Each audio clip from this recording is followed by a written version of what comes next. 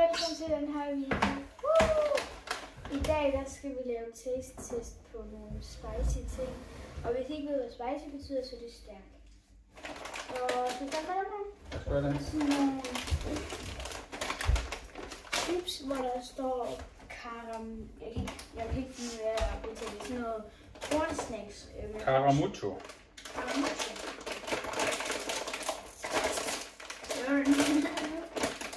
Nå.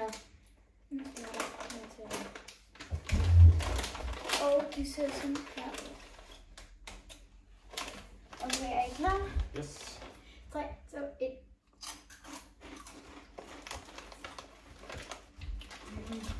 Overhovedet ikke stærkt. Jo, der kommer lige lidt. Det kommer. Ja, lige lidt stærkt. Det kommer. Gør det? Nej, ja. Den er lidt stærk. Den er okay. Okay. Den er god. Den er god. Jeg vil godt købe den igen. Men næste snack, den er åbnet op. Ja.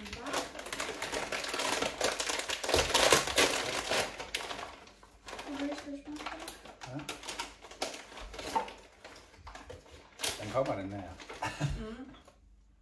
Vi kan mærke lidt spicy på den anden. 3, 2, 1. Det er god. Og de ser sådan her ud. De er ikke stærke. Nej. De er faktisk ikke stærke. Og det var deres Ikke når vi nummer 1. startede med dem der i hvert fald. Det var deres nummer 1 i Japan, det der også. Og for at komme her, så er de kendte nudler. Men hov, og det er ikke reklame. Hvad vil I spise med? Jeg skal ikke spise nudler. Med nudler? Nej, det kan jeg ikke med. Jeg ved heller ikke, om jeg kan finde ud af dem her. Nå. Jeg skal nok ikke have så meget. Det her det er fint for mig. Ja. 3, 2, Nej, det er alt for meget det her.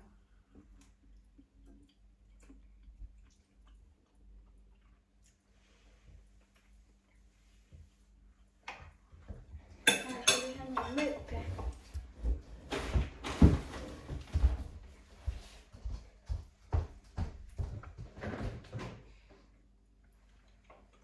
Ja, det er stærkt. Har vi ikke mælk? Det Det er meget stærkt.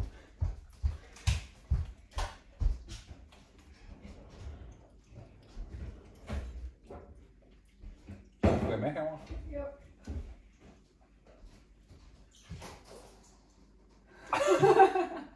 Hun har altid lige mælk på hele gulvet. Skal du drikke det, skulle du ikke? Jo. Ja, det er meget godt. Det er godt nok stærkt. Ja. Hold da op.